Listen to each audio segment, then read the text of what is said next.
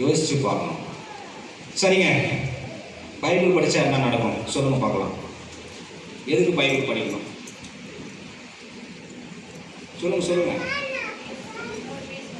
ஏசப்பா நம்மளோட பேசுவார், அப்புறம் ஆசீர்வதிப்பாரு, அப்புறம் என்னங்க? சரி, நானே சொல்லிடுறேன், நல்லா கவனிங்க. இப்போ நான் உங்கள் கையில் வந்து ஒரு நோட் புக்கை கொடுத்து, ஒரு ஒயிட் பேப்பரை கொடுத்து, எதுவுமே எழுதாத ஒரு பேப்பரை கொடுத்து, அந்த புக்கையும் நான் கொடுக்குறேன், பைபிளையும் நான் கொடுக்குறேன். ரெண்டுத்துல ஏதாவது ஒன்று கிழியுங்க அப்படின்னு சொன்னால் நீங்கள் எதை கிழிப்பீங்க? காலி பேப்பரை. ஏன் இந்த பைபிளை கிழிக்கலாமா? ஏன் கிழிக்க மாட்டீங்க? அது ஏன் யாருடைய வார்த்தை? நல்லா கவனிங்க.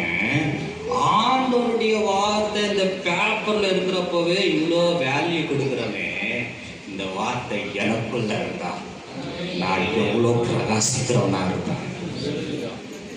வார்த்தையை வாசிக்கிறது கிடையாது, வார்த்தையை பைபிள் படிக்கிறது கிடையாது. எத்தனை பேர் இங்க உட்காந்துக்கிறாங்க ஒரு முறையாவது பைபிள் ஃபுல்லா படிச்சிருக்கீங்களான்னு கையை தூக்கணும்னு கேட்டா ஒரு சிலர் தான் இருப்போம்.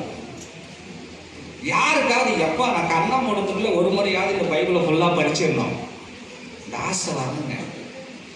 ஆண்டவர் நாம மகிமைக்காக சொல்றேன். 20 நாள்ல பழைய ஏற்பாடு முழுவதையும் படிக்க ஆண்டவர் எனக்கு உதவி செய்தார்.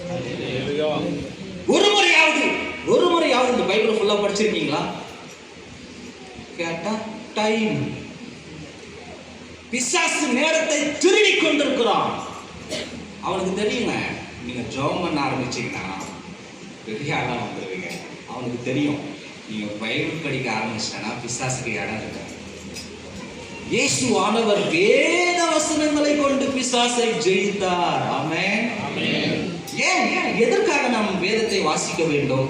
ஏன் பைபிள் படிக்க சொல்றோம்? ஏன் பைபிள் படிக்க சொல்றோம்? வாசிங்க வாசிங்க. யோவான் 17:17. யோவான் 17:17.